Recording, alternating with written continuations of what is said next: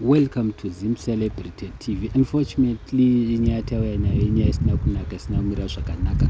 Pane truck nekombi zvaita inonzi head on collision zvabonderana mushure mekunge truck riya rakaita se raputika vhiri rikabva rabuda munzira, richibuda munzira richienda kuside opposite kunobva nedzimwe mota uko rabva ratsika vamwe vanhu vaviri vakabva vafira ipapo.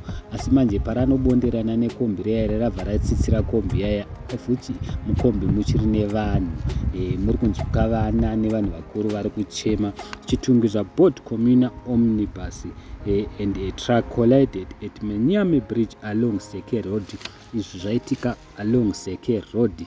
Guys, handizivi kuti munoti kudii nazvo, asi tinongoti please check with your relatives because things are not looking good, because truck riya rabva rapitiguka rikabva radonherera pamusoro pekombi.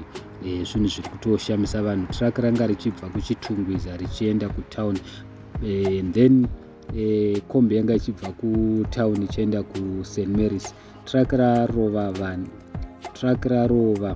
vanhu vaviri vachibva vafira ipapo pasport. So guys, handizivi, please check with your relatives.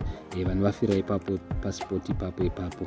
Saka things are not looking good, guys. Things are not looking good. Pane mafire brigade, pane madoctors, pane maambulance, but chinhu chiri kunyanya kudiwa nevanhu chiri kukumbirwa ndechekuti kudai paine maheavy duty anokwanisa kuti anga ari papa anogona kuuya kuskomuvha truck riya because truck ratsitsirira vanhu.